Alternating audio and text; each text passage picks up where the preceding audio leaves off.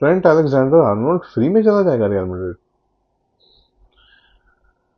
3 साल में Kylian Mbappe और ट्रेंट अलेक्जेंडर आर्नोल्ड फ्री में? चीटिंग है यार ये तो।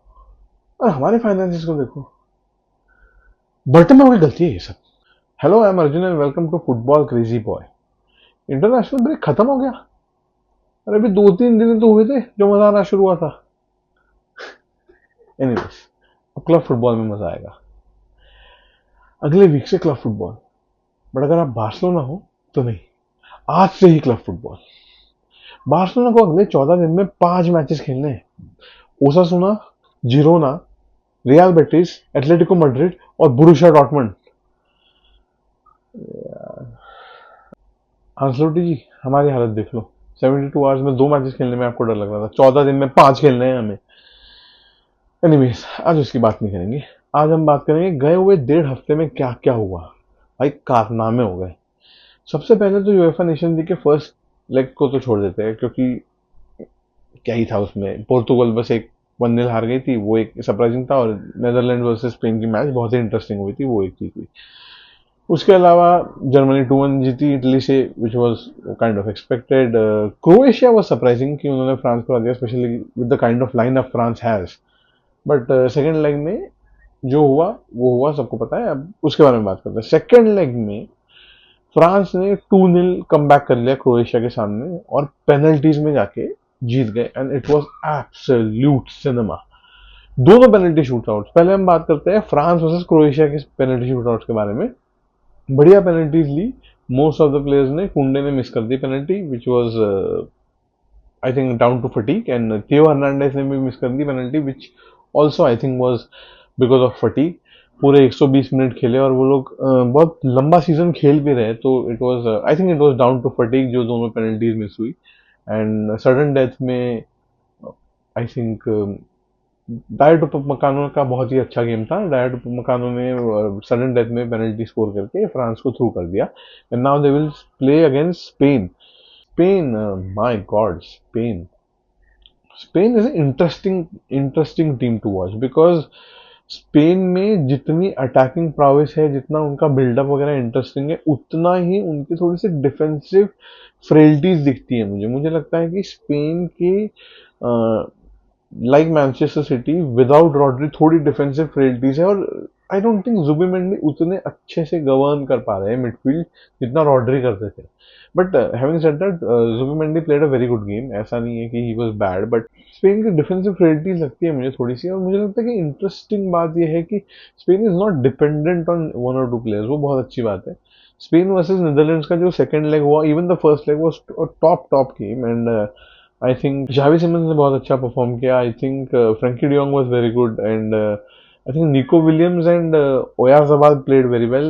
Lamine Yamal was not that great in the second leg, but वही टॉप प्लेयर्स की निशानी है। जैसे ही dying minutes पे the team needed him and he scored a absolute banger. So he redeemed himself, but then he missed the penalty, and फिर penalty shootouts में गए। And penalty shootouts में पेड्री ने वही फिर से लमीन यमाल ने पेनल्टी मिस कर दी थी, तो सडन डेथ में चला गया था गेम, और पेड्री ने पेनल्टी मार के स्पेन को क्वालिफाई करा दिया। And they will play against France, and I think that will be a top game, because I think Spain individual quality में is a great team, but France I think they have all the best of the best world class players. Individual excellence है उनके पास। और Spain के पास है एक team जो बहुत ही well drilled है, और उनको पैटर्न्स ऑफ प्ले बहुत अच्छे से पता है, तो that will B an interesting match. दूसरा यूएफए नेशन लीग का semifinal will be Portugal versus Germany. I think जिस तरीके से जर्मनी ने डोमिनेट किया इटली को फर्स्ट हाफ में सेकेंड लेग के, मुझे नहीं लगता कि पोर्तुगल जिस तरीके से डिफेंड की थी फर्स्ट लेग में एंड द सेकंड लेग में भी जो उनकी मिस्टेक्स हो रहे थे डिफेंसिवली, मुझे नहीं लगता कि जर्मनी के सामने they have a very good chance. They have to turn up a little more. Second leg में they did turn up a bit more.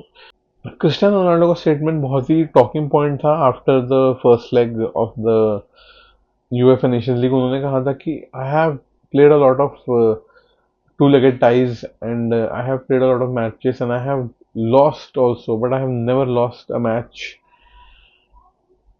at halftime. So हाँ, they showed कि they did not go out of the UEFA Nations League.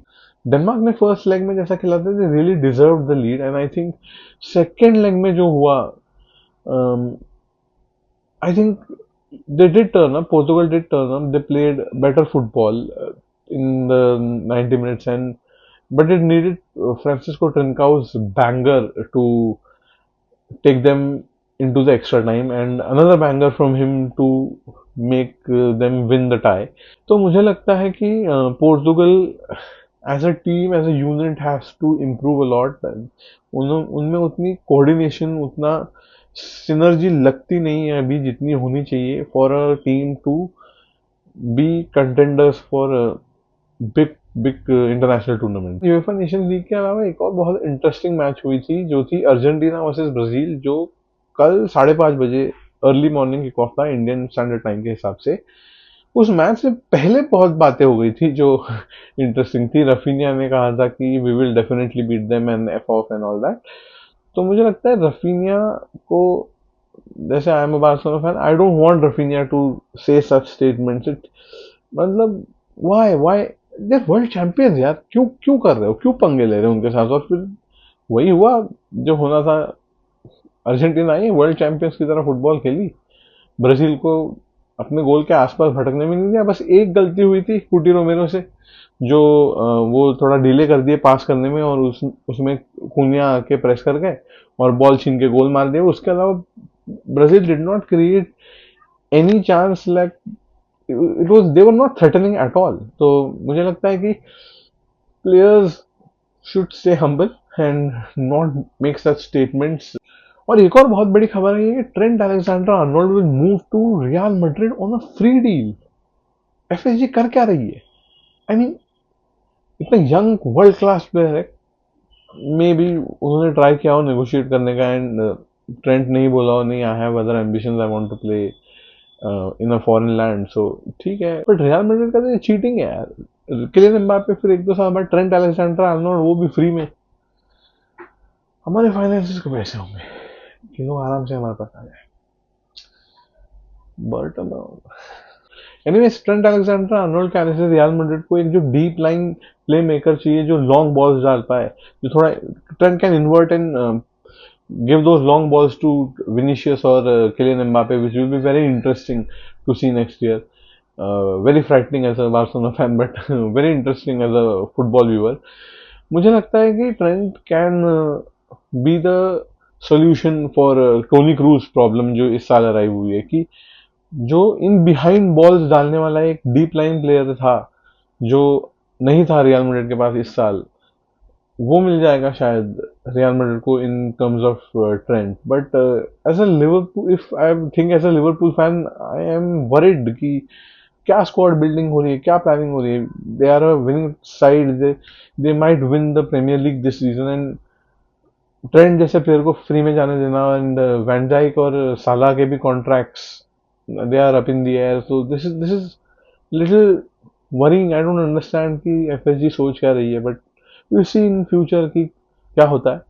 But थोड़ा सा worrying तो है, because trend is a top class world class player, and उसको ऐसे free में जाने देना, इट्स ऑड.